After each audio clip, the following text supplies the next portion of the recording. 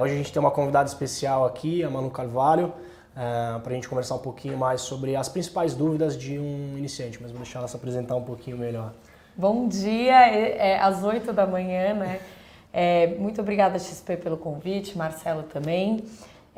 Vim aqui também porque tenho dúvidas, trabalho como influenciadora, então eu tenho um Instagram que é Manu Carvalho, e além disso eu tenho a Match & Co, que é uma agência para influenciadores, experiências e comunicação.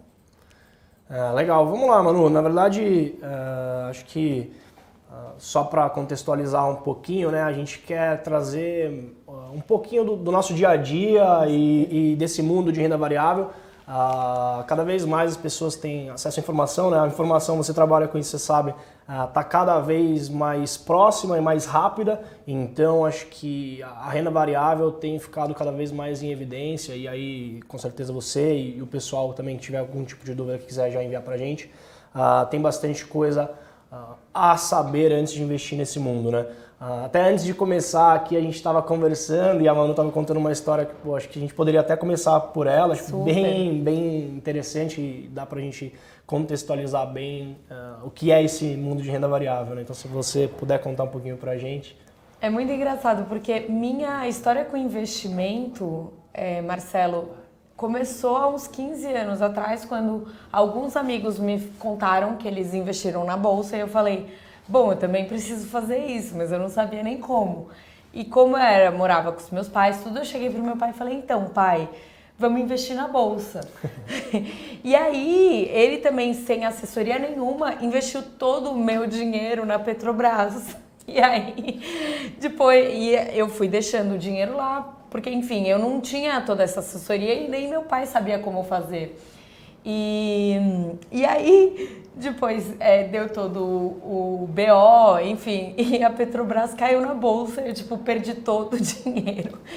E foi uma das lições que eu tive. Primeiro, tem uma assessoria, porque se você não entende, é legal que você tenha um profissional para te ajudar a entender. E segunda, não invista em uma só carteira, né?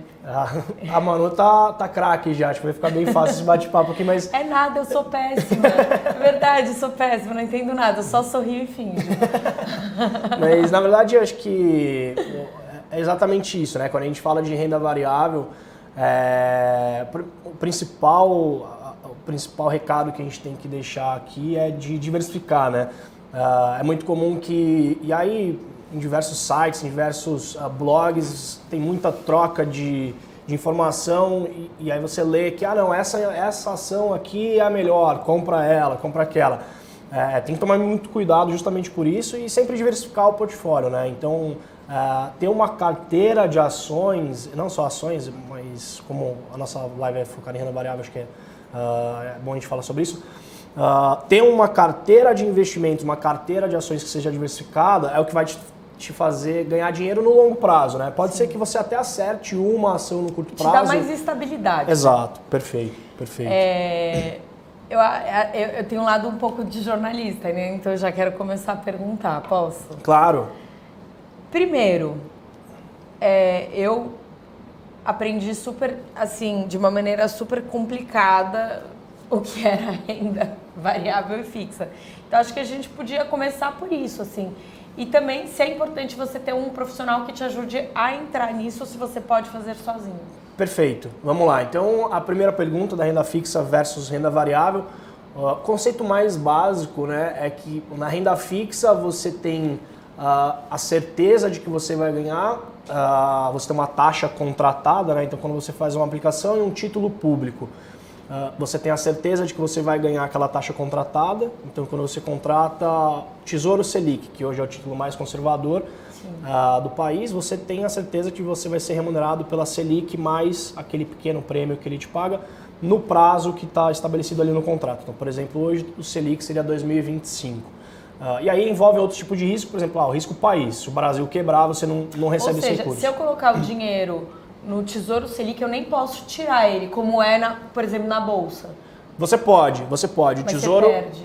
Não, o Tesouro Selic te dá a possibilidade de sair a qualquer momento. Ele é utilizado até como um fundo de emergência, uma liquidez das carteiras. Então esse ativo específico, sim, a gente consegue dar liquidez. Agora, por exemplo, se fosse uma outra aplicação, um IPCA a gente não recomenda sair antes do prazo, porque pode ter oscilação, você pode sair a mercado, né? Quando você sai antes do prazo, em ativos de renda fixa, você sai a mercado. O que é isso?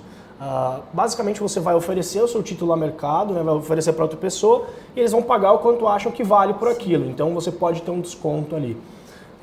Mas se você carregar até o vencimento, você tem aquela taxa contratada.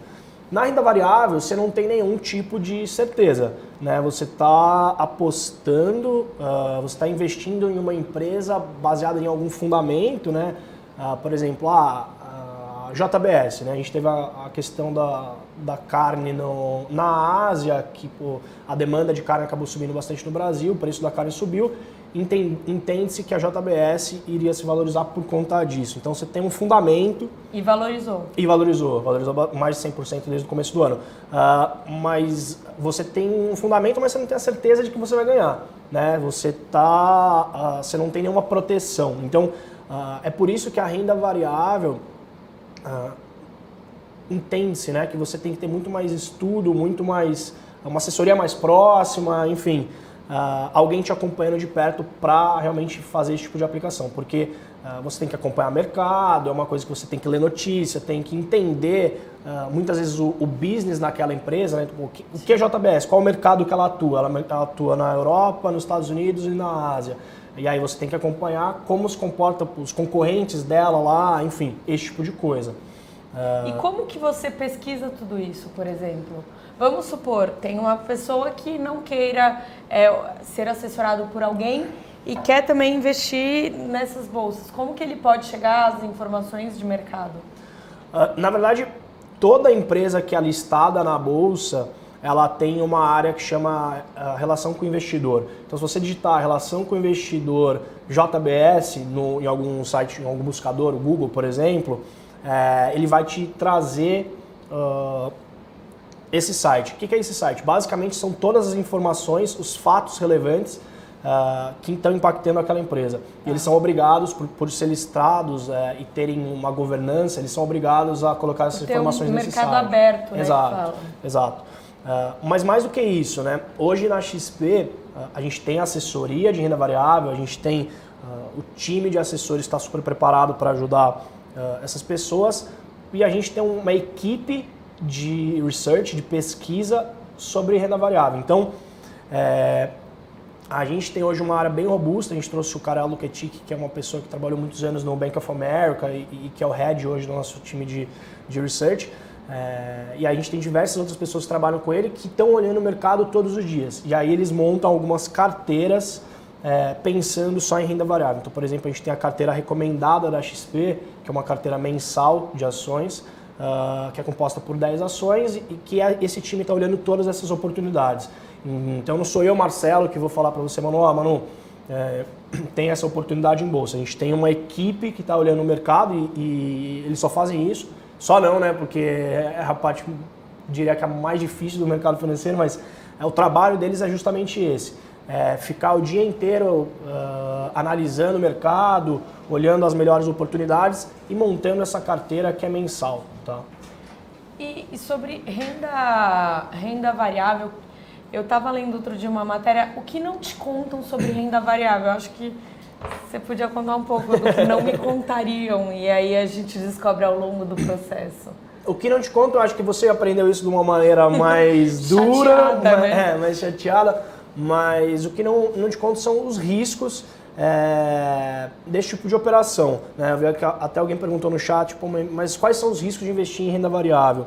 É você perder o seu capital. Né? A gente teve um caso muito famoso... Você consegue ler? Consigo, está um pouquinho longe, mas eu consigo ver. A gente teve um caso bem famoso alguns anos atrás do grupo OGX, né? Do grupo X, na verdade, do Eike Batista.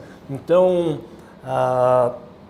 essas ações elas estavam sendo negociadas em bolsa, todo mundo achou que era uma empresa que era super sólida, enfim. e a gente sabe como acabou isso, né? As empresas quebraram, o cotista, o acionista, desculpa, ele perdeu o valor investido. Então esse é o maior risco que você tem. De novo, por isso que a gente fala que é importante você ter um assessor, uma pessoa especializada por trás para te ajudar nessas escolhas e aí por diante, entendeu? Mas é isso, assim, acho que o mais importante no fim das contas, é a assessoria. Você acha que vale mais a pena investir em renda variável ou fixa? Ou os dois? Fazer um mix? Eu acho que assim, uma carteira de investimento saudável, ela tem os dois. Independente do seu perfil de investidor, e aí desde o conservador até o agressivo, ela vai ter um pouquinho de tudo. No conservador não, realmente as pessoas mais conservadoras elas estão preocupadas em preservação de capital, preservação de patrimônio, então a gente não tem nenhuma recomendação de renda variável para esse tipo de pessoa. Agora no moderado e no agressivo, mesmo a pessoa mais agressiva, ela tem que ter renda fixa na carteira. A gente sabe que tem pessoas que gostam de mais risco, menos risco. Eu, por exemplo, gosto bastante, então minha carteira está bem alocada em renda variável. Mas o importante é ter um pouquinho dos dois, principalmente para o mais agressivo, para alguma emergência, para controlar um pouco o risco da carteira. A nossa exposição hoje, desculpa gente, a nossa exposição hoje em renda variável para um perfil agressivo é de mais ou menos 25% da carteira. Tá? Mais ou menos 20% em renda fixa e aí o intermediário entre os dois ali, o multimercado de médio risco, mais ou menos 40%, 50% do patrimônio. Então mesmo o perfil mais agressivo, ele tem que ter renda fixa para proteção, né? Liquidez do dia a dia, alguma emergência, normalmente as pessoas têm filhos, têm esposa, enfim, querem viajar. Esse dinheiro que você tem algum plano mais de curto prazo, ele não pode ser alocado em renda variável por conta do risco da oscilação. Por exemplo, não faz sentido deixar um dinheiro na poupança para uma viagem e uma parte em renda variável. Faz muito mais sentido você colocar um pouco de renda fixa e um pouco de renda variável e não ter poupança? Sim, na verdade a poupança a gente nem tem mais considerado como investimento, acho que... E o brasileiro, ele é acostumado, né? Porque, tipo, sempre falou, sim, poupança, aí a gente coloca o nosso dinheiro na poupança. A maioria dos brasileiros hoje ainda deixa o dinheiro na poupança, né? Enquanto você tem, por exemplo, o Tesouro Direto, que te paga 100% do CDI, a poupança te paga só 70%. Mas mesmo assim tem muita gente que ainda deixa na poupança. Voltando à sua pergunta, né?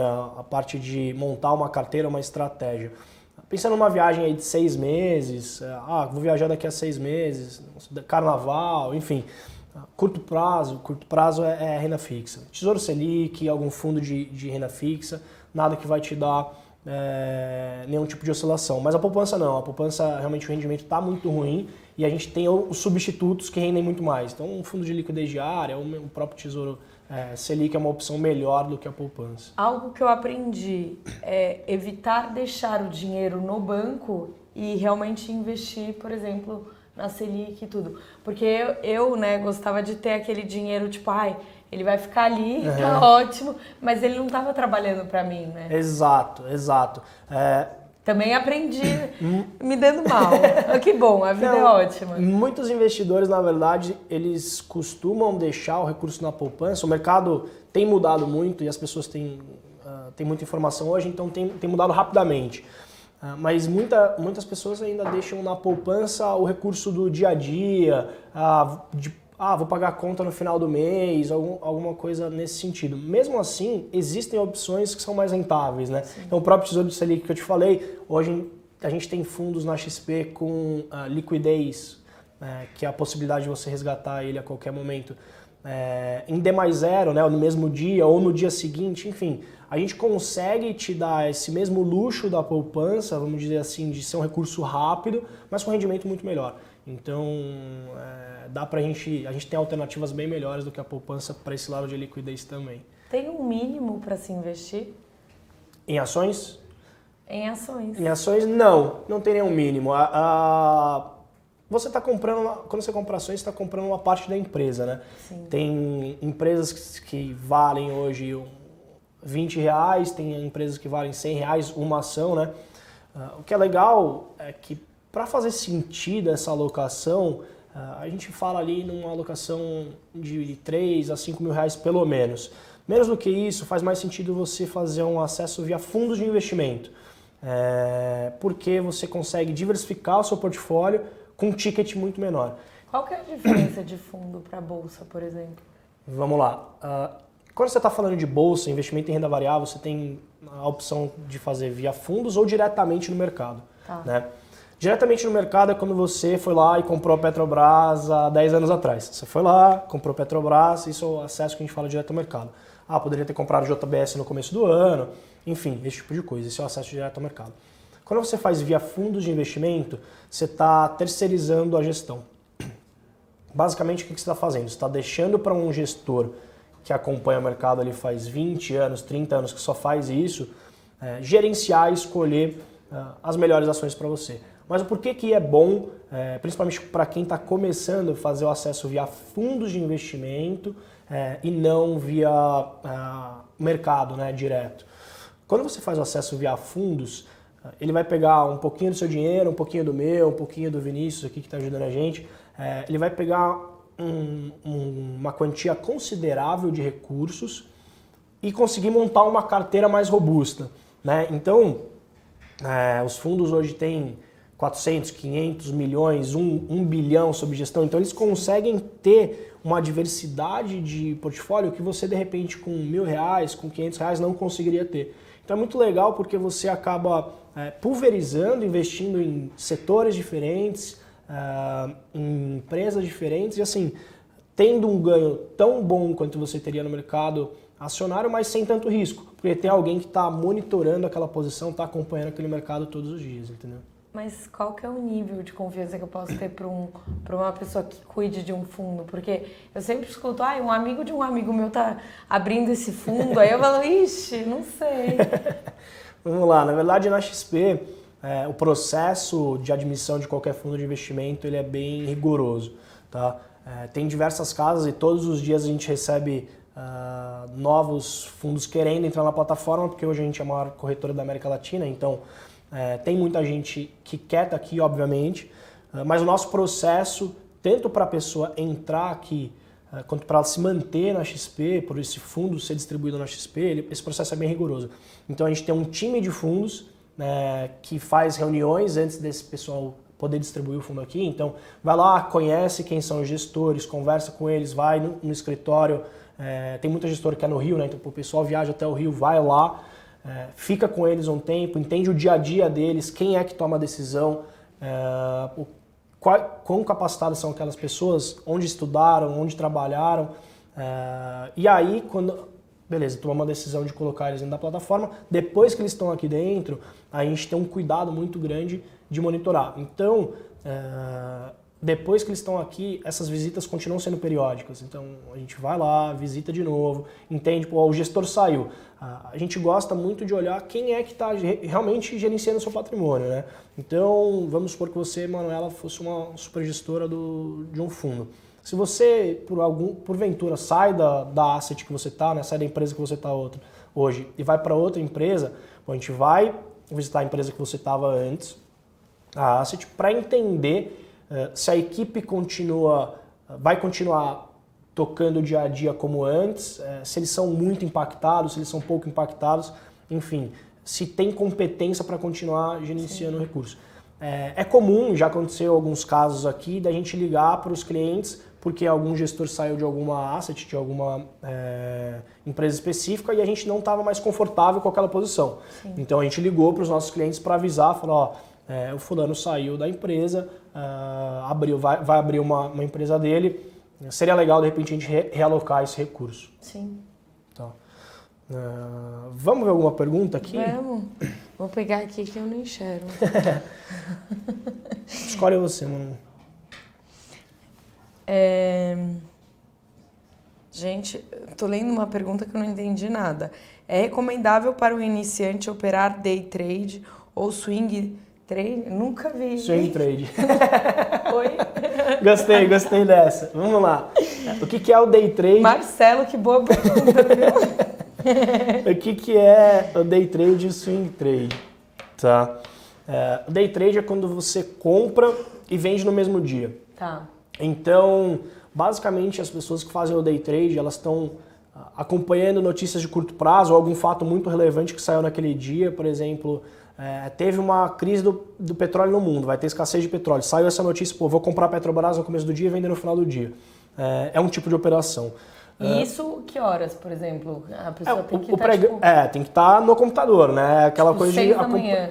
Não, às 6 não, porque o mercado ainda não está aberto, às 10. Mas às 10 o mercado abre. As notícias, notícias, sim. sim. A notícia a pessoa tem que estar antenada o dia inteiro, né? Então, existem pessoas que trabalham com isso, mas essa é uma profissão ou é um mercado do mais alto risco possível. Tá. Porque você não tem uma tese de investimento, né? Você pode operar qualquer ação simplesmente pelo fato de ter saído algum fator relevante ali, né? Alguma notícia pontual que você acha que vai subir o papel, compra agora para vender daqui a 1 hora, às vezes até em minutos.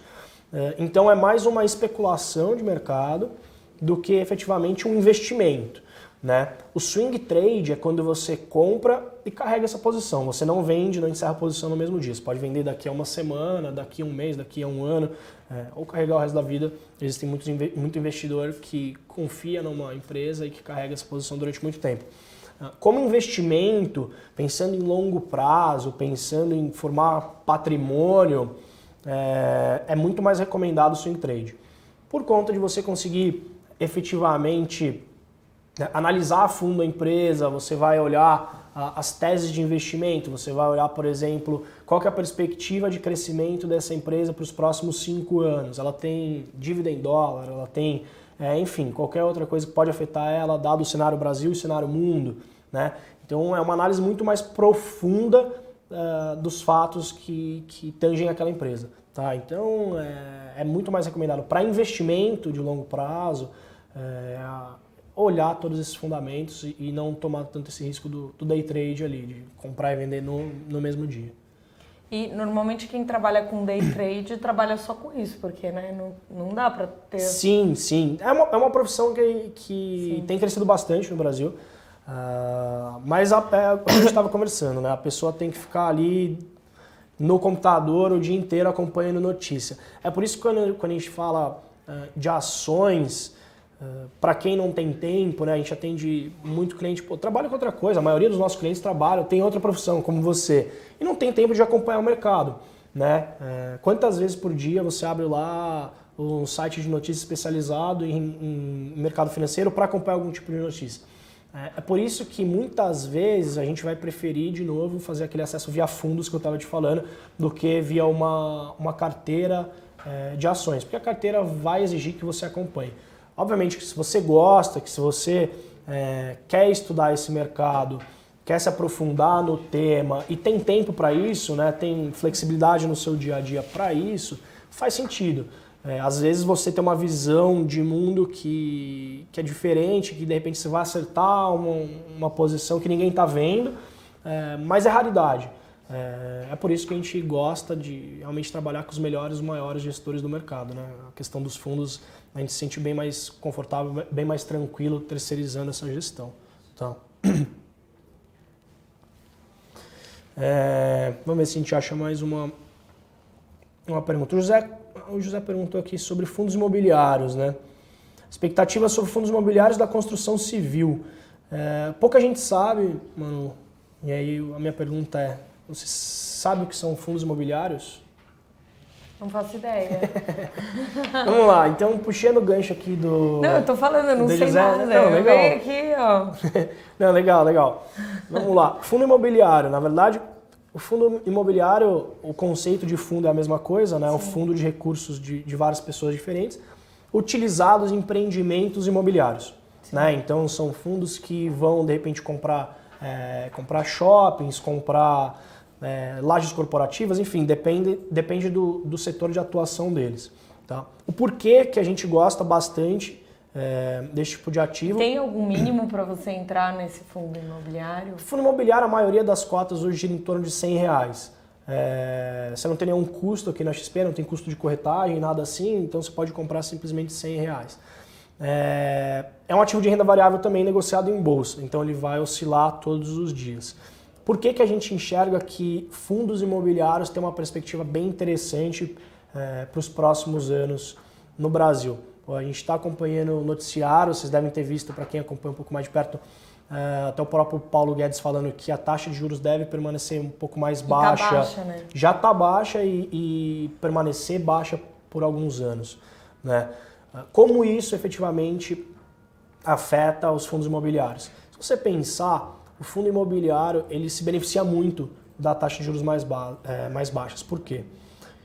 Fundo imobiliário, se você pensar, a pessoa que tem uma empresa, né? Quando você tem juros mais baixos, essa pessoa, ao invés de deixar o dinheiro aplicado no banco, vai investir na própria empresa. Fala, pô, o que está me pagando o banco não vale a pena, eu vou, de repente, expandir meu negócio.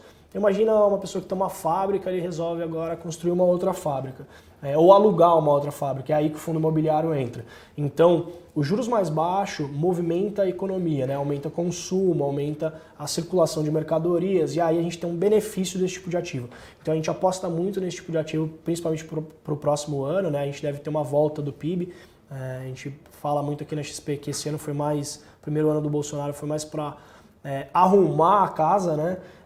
Para efetivamente as políticas as políticas econômicas fazerem efeito no próximo ano. Então, com essa taxa baixa de juros, a volta da economia, naturalmente as pessoas vão voltar a alugar de repente uma sala comercial aqui do lado para montar uma segunda empresa, vai consumir mais. Então agora final de ano, por exemplo, as pessoas vão ao shopping consumir, né? A gente fala o XP Malls, por exemplo, o fundo da XP. Um dos ativos que ele tem é o Shopping Cidade Jardim. Do grupo JHS. Isso. E aí a gente tem também, por exemplo, o Outlet Catarina, que é um outro centro de compra muito importante. Então, assim, é um tipo de ativo que faz bastante sentido, tá? Bom, aprendi. Amanhã eu vou estar falando sobre fundo imobiliário, tipo, e o melhor é que a gente finge, né? Meu, como que você não está investindo no fundo imobiliário? Eu tava lá na XP, já me falaram. Legal, vamos... Sabe uma coisa que eu tava pensando aqui?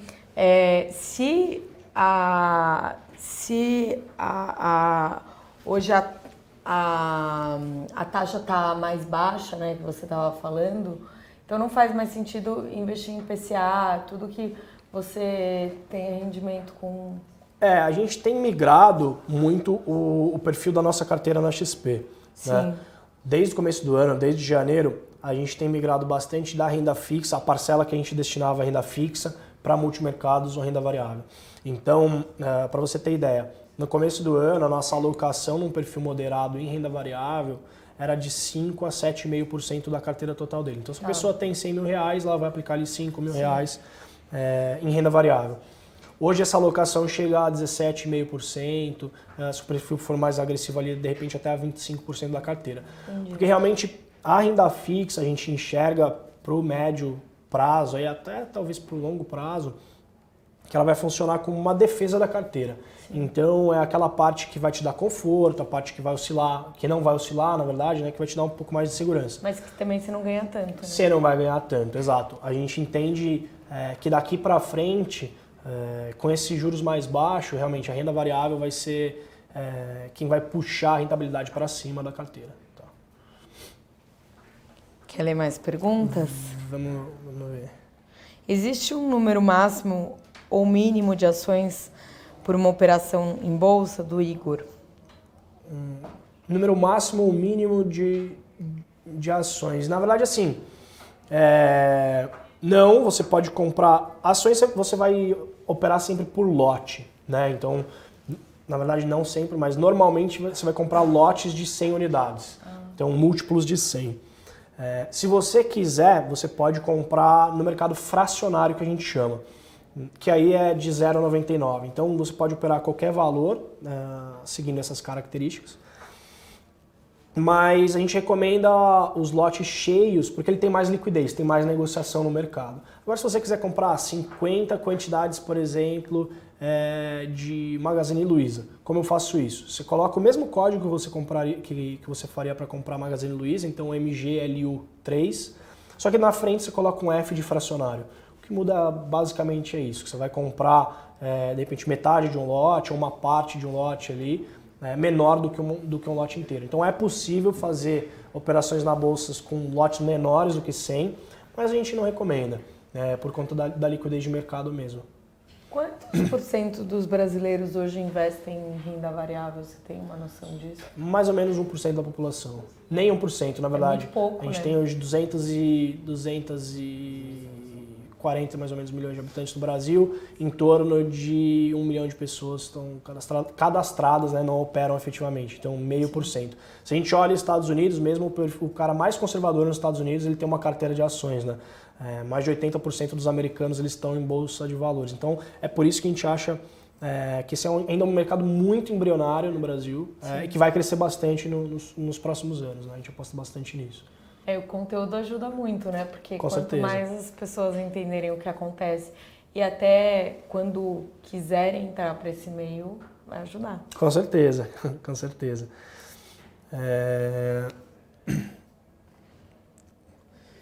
Pedro mandou aqui como ele faz para poder analisar um fundo de investimento. Vamos lá, Pedro. Eu vou falar sobre os fundos de ações, como a gente está bem focado em renda variável hoje. Vou falar um pouquinho sobre os fundos de ações, né? Se você abrir a plataforma da XP, a gente tem mais de 500 opções de fundos de investimento. Então, é bem difícil você escolher, dentre tantas opções, qual é a melhor, né? Como olhar para um fundo de investimento? O que eu tenho que olhar nesse fundo de investimento? Primeiro, se você entrar no nosso site conteúdos.xp.com.br, é um site novo que a gente criou, como eu estava te falando do Karel, essa ideia foi dele, enfim, de montar um site voltado ao conteúdo, ao ensino das pessoas. A gente fala lá desde renda fixa, renda variável, enfim, e tem uma parte específica de fundos. Então, para fundos de investimento, se você entrar lá na parte de fundos, a gente já tem uma seleção dos 50 fundos que a gente julga que hoje são os melhores da plataforma. Então você poderia entrar na parte de carteiras recomendadas, na área de fundos de investimento, ter lá o top 50. Olhando para fundos de ações, o que você tem que conhecer? Você tem que olhar, obviamente, rentabilidade é importante, né? Não vou deixar de lado, mas mais do que isso, o que a gente olha, a consistência desse fundo no longo prazo. E é por isso que eu falo de gestão. A gente não é fiel à casa, a asset A, B ou C. Se o gestor for para um outro lugar e a gente gosta dele, a gente gosta do trabalho dele, talvez a gente acompanhe ele para essa nova casa, porque a gente tem que olhar todo o histórico dele, né? Não só se ele ganhou dinheiro no último ano. Se a gente olhar a Bolsa Brasileira, a gente chegou a ter uma bolsa a 40 mil pontos há 2 anos atrás. Hoje a bolsa está a praticamente 110, 106, mas vou arredondar para 110. Então a gente cresceu aí praticamente 70 mil pontos. A bolsa quase triplicou de tamanho. Ou seja, nos últimos 2 anos, a maioria, diria 99% dos fundos de ações ganharam dinheiro, porque a bolsa cresceu muito por si só, né? Então, mas também há 10 anos atrás estava mais alto e as exato. pessoas perderam. Não, e é por isso que a gente vai olhar fundos com histórico longo, né? E é por isso que a gente gosta de trabalhar com pessoas que estão no mercado há muito tempo. Porque eles já passaram por diversas crises no Brasil, né? Impeachment da Dilma, delação do Joesley Batista, esses eventos mais recentes, mas também eventos mais antigos, né? A gente brinca, tem gente que hoje de manhã eu estava ouvindo um podcast com o André Jakurski, que é um dos maiores traders, um dos maiores operadores de renda variável no Brasil. Ele é o gestor de um fundo que é o JGP. Ele está no mercado desde os anos 80, então ele contou várias histórias assim, de todas as crises que ele já passou. Então é muito importante que você tenha não só uma rentabilidade de curto prazo, que é muito interessante, mas também olhar como esse cara se comportou ao longo do tempo, né? Acho que é importante saber a história desses fundos. E aí entra o lado do assessor, né? Sim. Como a gente está aqui na XP toda semana, vem um gestor de fundo, ou a gente faz alguma reunião com esses gestores, a gente conhece a fundo essas pessoas. E aí a gente vai te recomendar o fundo baseado não só em rentabilidade, né? Senão, se você simplesmente fosse abrir a plataforma da XP e procurar por uma rentabilidade mais alta, a gente perde nosso emprego, né? Eu não preciso estar aqui. Se simplesmente fosse olhar a rentabilidade, eu não precisava estar aqui, mas eu estou olhando consistência, estou olhando outros fatores. Então a gente tem que olhar o quanto esse cara foi bom no longo prazo, não só no curto prazo. O que mais temos aqui?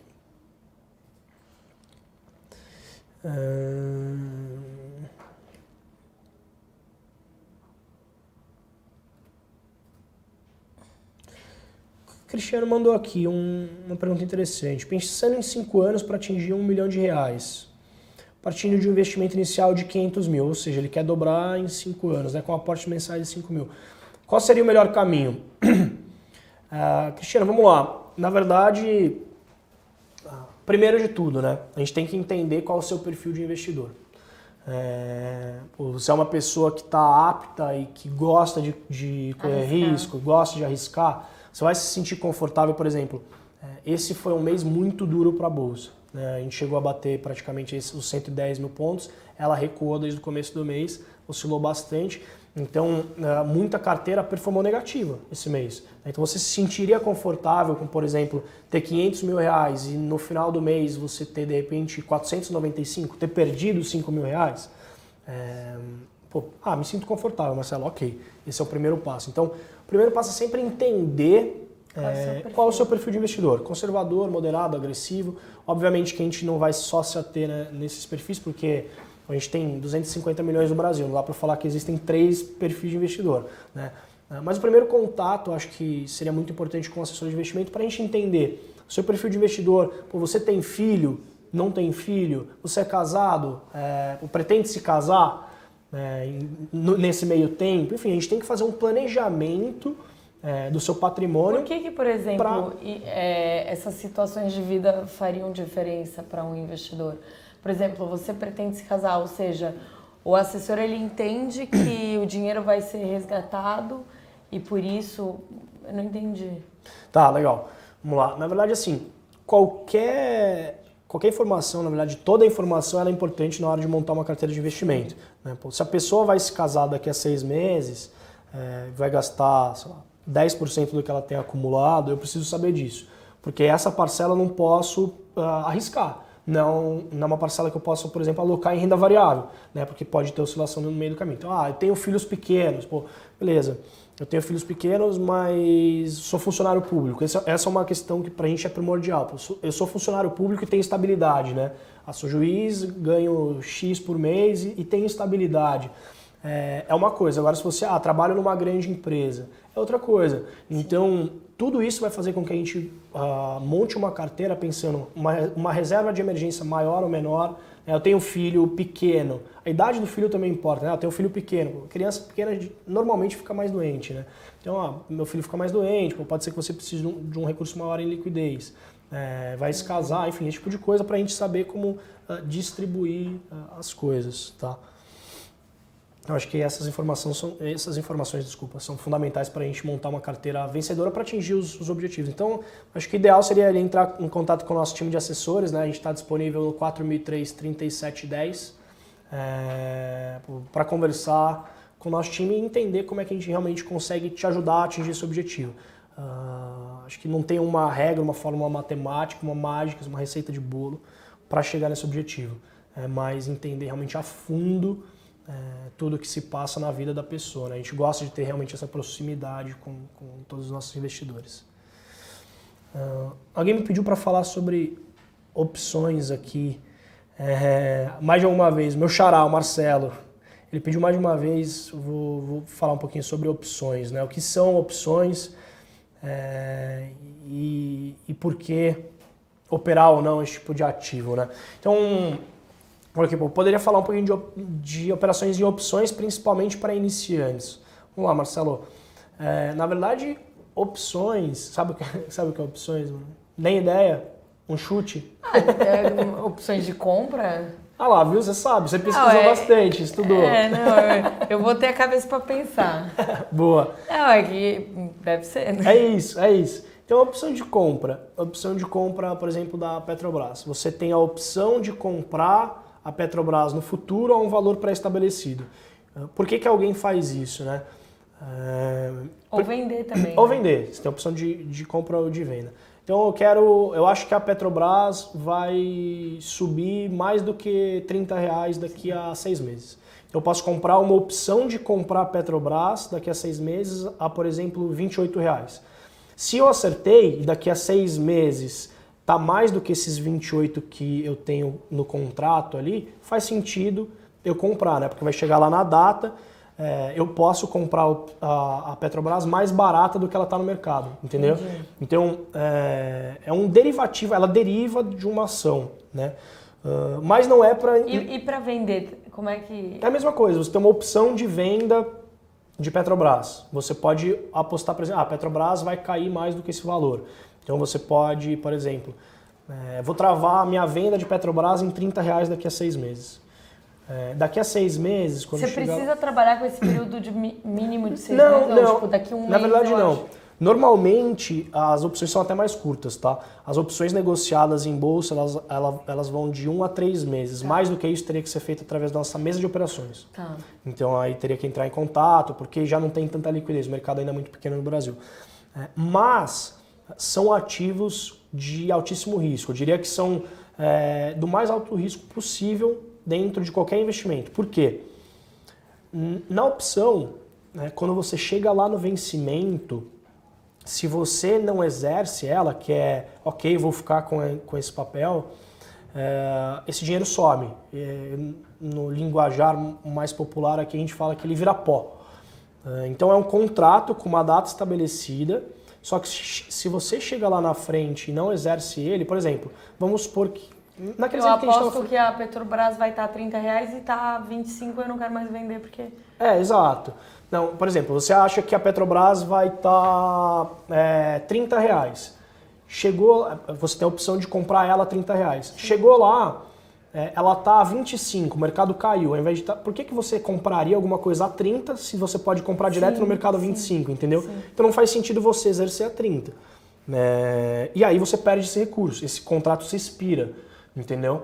Então é um contrato com prazo de validade, com termos específicos, valor específico. Mas você tem que cumprir com esse contrato. Depende. Se você for a pessoa que está comprando, porque sempre tem uma parte compradora e uma parte vendedora, né? Sempre vai ter as duas partes. Se você está comprando, se você é o tomador dessa opção, você tem o direito de comprar. Então vai chegar lá nesse prazo, você vai olhar, fazer a análise. Vale a pena comprar ou não, aí você exerce, né? Dependendo de como for, a gente até quando você abre a conta tem isso no nosso contrato lá, se você estiver ganhando dinheiro, a gente exerce automaticamente para você. Então se você estiver tendo um ganho ali de X%, a gente exerce automaticamente para o cliente, às vezes ele não está acompanhando, esqueceu, enfim, a gente exerce para ele não perder, não ter esse custo de oportunidade, perder essa oportunidade. Agora quando você vende essa opção, então quando você está do outro lado da moeda, você tem a obrigação de cumprir com esse acordo. Então, se eu vendi a opção para você e você decidir que quer ficar com essas ações daqui a um mês e exercer isso, eu sou obrigado a te entregar por aquele valor que foi acordado. Então, de repente, o que pode acontecer? O comprador não é obrigado a comprar, mas o vendedor é obrigado a vender. Perfeito, perfeito. Então, o que pode acontecer? Se você acertou muito... Então é melhor ser compradora do que vendedora, não? Depende. Se você estiver fazendo uma análise de que está mal precificado aquele ativo, você pode vender e ganhar o prêmio da opção, porque você não vai ser exercido. Só que se você errar, você vai ser exercido a um valor que possivelmente é ruim para você. Exemplo prático, né? Naquele exemplo nosso de Petrobras. Se eu compro uma opção, eu posso chegar lá e exercer a R$30. Só que imagina se o mercado no dia tiver R$40. Pô, você que está com essa opção para comprar a 30, tá feliz, né? Você vai comprar a 30 alguma coisa que vale 40. Sim. Só que imagina eu do outro lado. Se eu estou vendido nessa opção, eu vou ter que vender a 30 enquanto o mercado me pagaria 40. Então, na verdade, eu deixo de ganhar esses 10, entendeu? Porque eu acordei isso com você há 2 meses atrás, que seria assim. Então, é do mais alto risco, não recomendo para quem está começando. Voltando na pergunta do Marcelo aqui, realmente é o ativo que a gente tem maior risco hoje no mercado acionário e mais oscilação, né? Como os valores de opções geralmente são centavos, eles oscilam muito. Vai chegando perto do prazo, eles começam a oscilar bastante. Então, não é recomendado para quem está começando, não é recomendado para quem não tem nenhuma experiência no mercado de renda variável. Tá? Então não vou fazer. Já... Deu para pegar o conceito? Dá para explicar?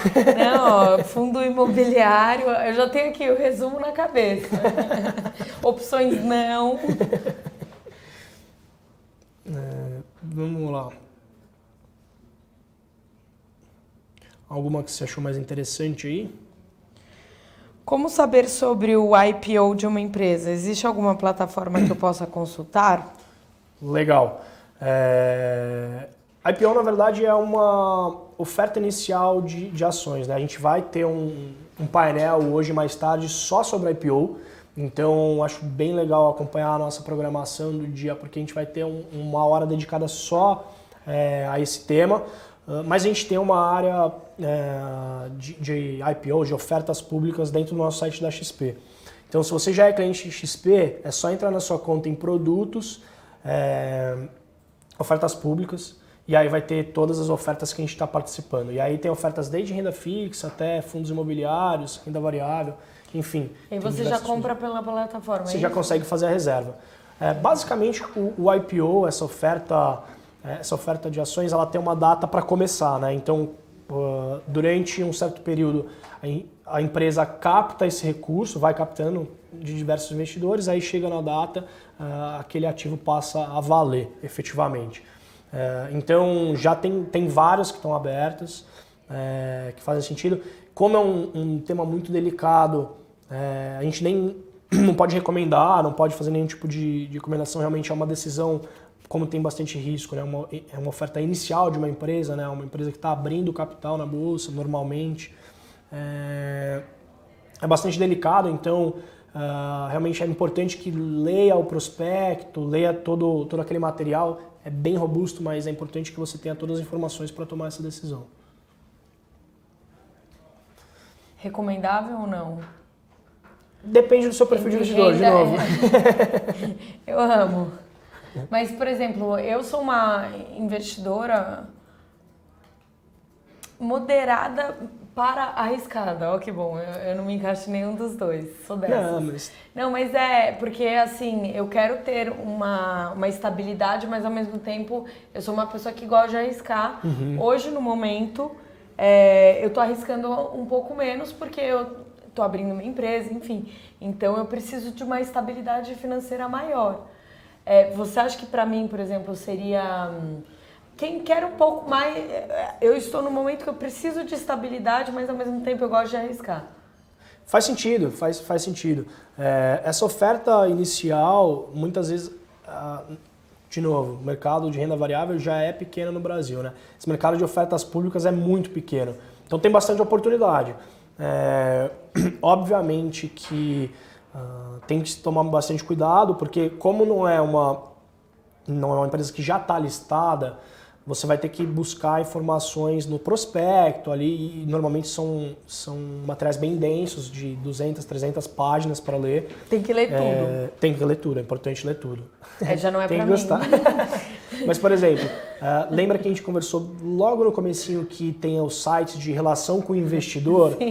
Esse tipo de empresa que ainda não está na bolsa, não necessariamente tem algum tipo de site como esse, com informações do balanço da empresa. Mas, por exemplo, existe a chance de eu entrar num IPO, eu não sei nem se está certo esse modo de falar, e que a empresa seja uma empresa corrupta na verdade, o processo de IPO tem uma curadoria muito forte, né? Então, tem regulamentação da CVM, tem diversos outros órgãos reguladores que estão olhando esse tipo de operação. Então, assim, sempre quando você investe em algum tipo de empresa, você tem que buscar o máximo de informação possível, né? Você tem que estar... É o seu dinheiro. Exato, é o seu dinheiro. Então, é recomendado, mas antes de mais nada, vá a fundo, busque informações a fundo dessa empresa, né? Conheça realmente em que área ela atua, enfim, esse tipo de coisa. Tá bom? Ótimo. Vini, temos mais tempo? 3 minutinhos? Tem uma boa do Jack aqui. Ao comprar ações, pago alguma taxa mensal para mantê-las? Legal. Não, na verdade, até bom esclarecer isso. quando você compra ações na XP, como a gente oferece essa assessoria mais próxima aos clientes, você tem o custo que é o custo de corretagem, né? Que efetivamente é o custo para você emitir aquela ordem na bolsa. Então, se você for comprar e manter essas ações, por exemplo, vou comprar, e aí independe do tamanho do lote, você paga R$18,90. Se você for comprar R$5.000 ou R$5 milhões numa ação, se você emitir uma ordem, é R$18,90, tá? Então você tem esse custo para comprar a ação, mas para manter não. A gente não trabalha com nenhuma... Para comprar cada ação ou para comprar um lote de ação? Não, o lote. Independente mas se eu do comprar tamanho. 20 lotes, é R$18,90. R$18,90. 1.000 lotes, 1 milhão de lotes, R$18,90, independente do tamanho desse lote, desde que seja uma ordem, né? Se você comprei um pouco agora de manhã, comprei um pouco à tarde, se forem duas ordens diferentes... São 2 vezes 18. São 2 vezes R$18,90. Mas, para manter as ações aqui, você não tem custo nenhum. Então, a gente não trabalha com essas taxas que normalmente os bancos cobram, que é um percentual do valor da ação, né?